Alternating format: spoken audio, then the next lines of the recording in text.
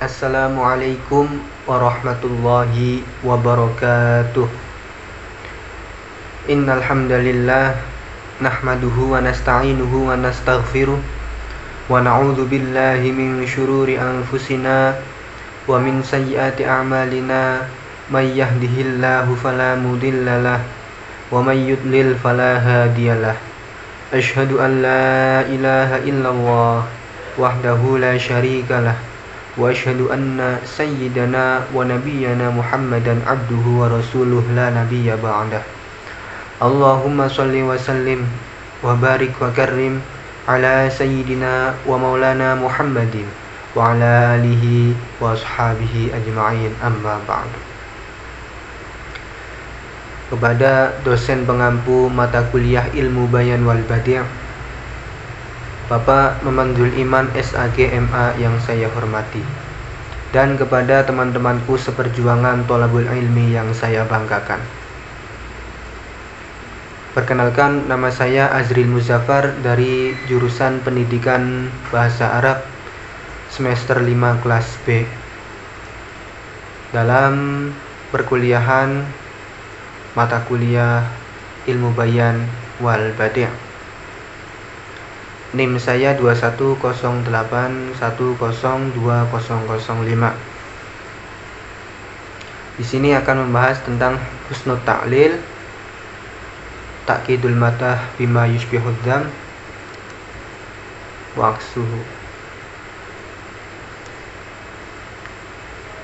Nah, baik, langsung saja kita mulai pembahasannya. Pembahasan pertama yaitu tentang husnul ta'lil. Husnul ta'lil itu adalah seorang sastrawan yang ia mengingkari secara terang-terangan atau terpendam alasan yang telah dikenal umum bagi suatu peristiwa, dan sehubungan dengan itu ia mendatangkan alasan lain yang bernilai sastra dan lembut yang sesuai dengan tujuan yang ingin dicapainya. Nah, husnul ta'lil ini memiliki ada contohnya, ada contoh husnul ta'lil. Nah, contoh husnul ta'lil di sini ada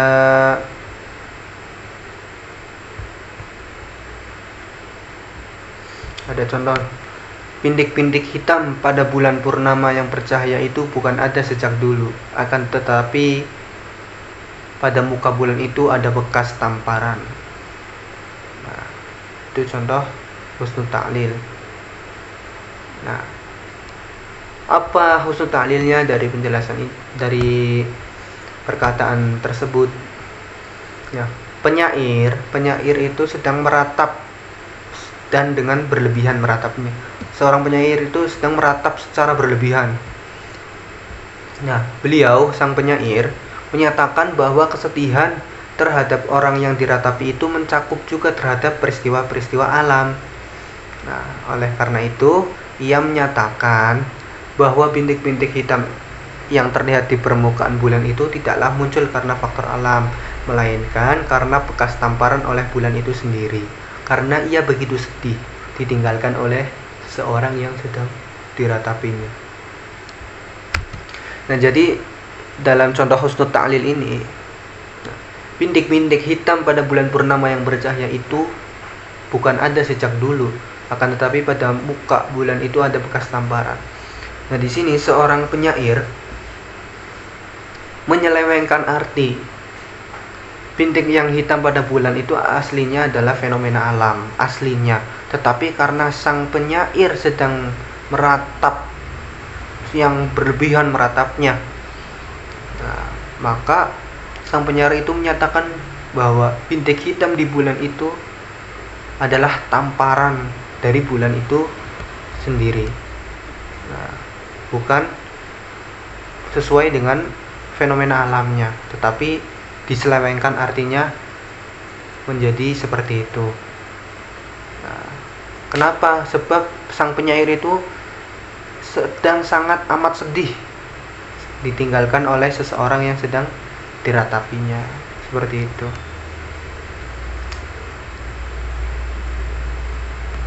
Kemudian pembagian husnul ta'lil. Pembagian husnul ta'lil yang pertama, ada sifat yang berilat secara tetap. Nah, yang pertama itu sifat yang berilat secara tetap. Menurut adat tidak jelas ilatnya meskipun ada hakikatnya. Nah, contohnya, pemberianmu tidak akan dapat diserupai oleh pemberian awan, dan sesungguhnya awan itu dipanasi oleh pemberianmu, maka curahan awan itu menjadi basah atau hujan. Nah, turun hujan itu maksudnya turun hujan itu kan merupakan sifat yang tetap bagi awan, yang menurut adat tidak jelas ilatnya. Nah, tetapi syair itu telah membuat ilatnya. Nah, ilatnya apa? Ialah dengan keringat panas awan yang disebabkan adanya pemberian mukhatab. Jadi aslinya fenomena alam, hujan itu kan fenomena alam, tetapi di syair itu telah membuat ilatnya. Ilatnya apa? Yaitu dengan keringat panas awan yang disebabkan adanya pemberian mukhatab.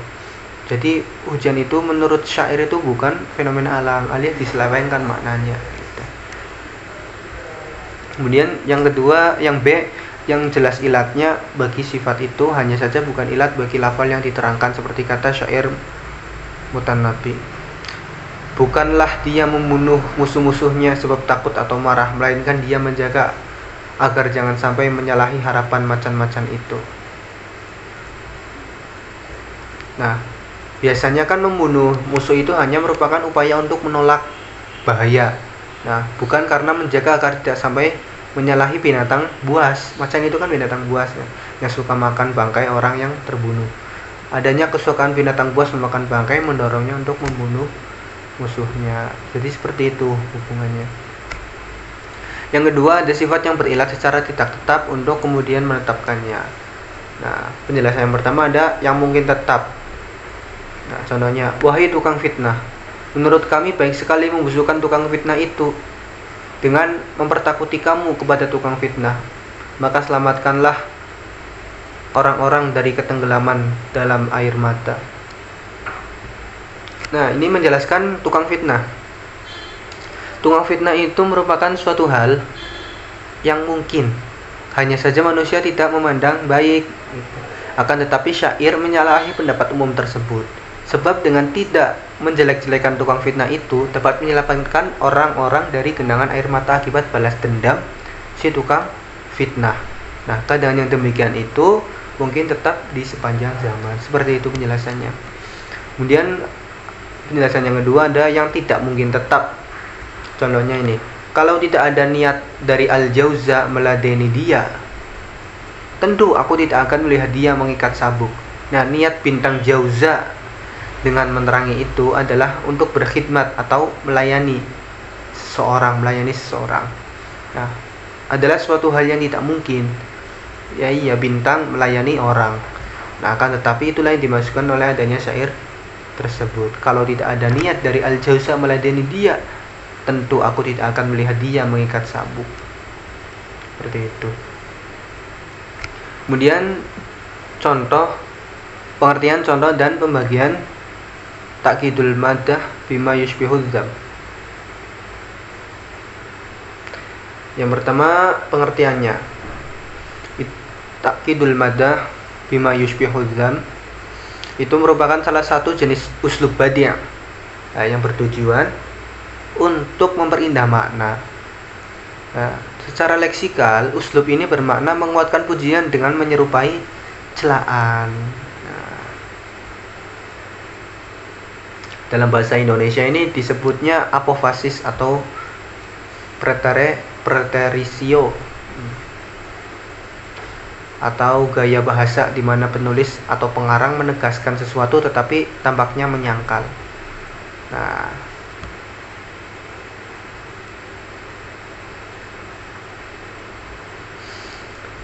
contohnya, sebelum contoh itu ada pembagian takkidul madah bima yushbihul dzam. Nah, Contohnya, pembagiannya yang pertama ada mengecualikan sifat pujian dari sifat celaan yang dinafikan. Ini jenis yang pertama. Nah, contohnya, tidak ada cacat padanya selain mata tidak akan melihat orang yang serupa dengan dia. Nah, contoh yang pertama ini, laisa bihi aibun sawa'an nahu al-taqa al-ain ala shibhihi. Tidak ada cacat padanya, hanya saja mata tidak akan melihat orang yang serupa dia. Nah, seperti itu. Nah, pada prinsipnya syair tadi merupakan pujian kepada orang yang dipujanya. Nah, maksud ucapan penyair di atas itu adalah pada orang yang dipujanya tidak ada cacat, tidak ada seorang pun yang sebanding dengannya. Nah, yang kedua ada menetapkan sifat pujian bagi sesuatu. Setelah itu mendatangkan huruf istisna diikuti sifat pujian yang lain. Nah, contohnya, aku orang Arab yang paling fasih, hanya saja aku ini orang Quraisy. Nah, contoh ini adalah perkataan Rasulullah SAW menyifati dirinya dengan sifat untuk pujian, yaitu bahwa beliau adalah orang Arab yang paling fasih. Nah, orang Arab yang paling fasih. Namun setelah itu beliau mendatangkan huruf istisna. Nah, jadi pendengar ini akan menjadi bingung dan beranggapan bahwa beliau ini akan menyebutkan kata-kata yang tidak menyenangkan setelah huruf istisna tersebut. Nah, tetapi kondisi yang seperti ini segera normal kembali. Nah, begitu beliau telah menyebutkan sifat yang terpuji yang kedua, yaitu bahwa beliau adalah orang Quraisy. Dan orang Quraisy ini adalah kabilah Arab yang paling fasih, tidak diperselisihkan. Nah, biasanya kan orang kalau ada huruf istisnanya pasti berkebalikan. Misalnya, aku kaya tapi aku bodoh, atau sebaliknya, aku bodoh tapi aku kaya. Nah, seperti itu. Tetapi dalam penjelasan ini bukan saling keterbalikan, tetapi saling mendukung. Nah, misalnya, aku kaya tapi aku pintar. Nah, seperti itu contoh lainnya. Nah, kemudian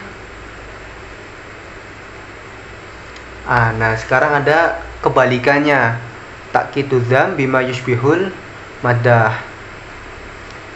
Nah, pengertiannya takidu dzam bima yushbihul madah, pemberian sifat jelek terhadap sesuatu. Kemudian datang lagi sifat jelek yang kedua menggunakan huruf istisna. Nah, dalam ilmu bade ini takidul madah bima yushbihul takidul dzam bima yushbihul madah itu artinya memperkuat celaan dengan kalimat yang menyerupai pujian. Jadi kebalikan seperti takidul madah bima yushbihul dzam. Nah, contohnya ini ada pembagiannya. Yang pertama ada mengecualikan sifat celaan dari sifat pujian yang dinafikan. Contoh, si fulan tidak mempunyai kebaikan kecuali dia suka menjelekan kepada orang yang berbuat baik kepadanya. Nah, si fulan tidak mempunyai kebaikan kecuali dia suka menjelekan kepada orang yang berbuat baik kepadanya. Nah, si fulan ini tidak ada kebaikan, semuanya itu adalah celaan. Nah, lalu diikuti dengan kata-kata suka menjelekan kepada orang yang berbuat baik kepadanya.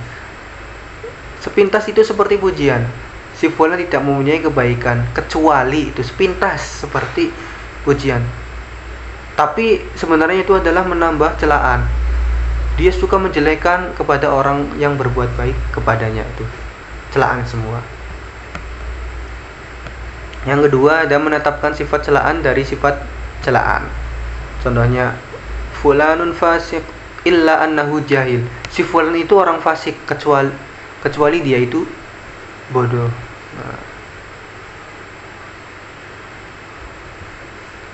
Nah, itu celaan semua.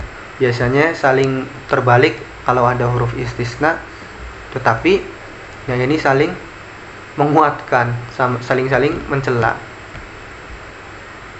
Ya, mungkin itu saja yang dapat saya sampaikan. Kurang dan kurangnya mohon maaf. Wallahul muwaffiq ila aqwamit thoriq. Wassalamualaikum warahmatullahi wabarakatuh.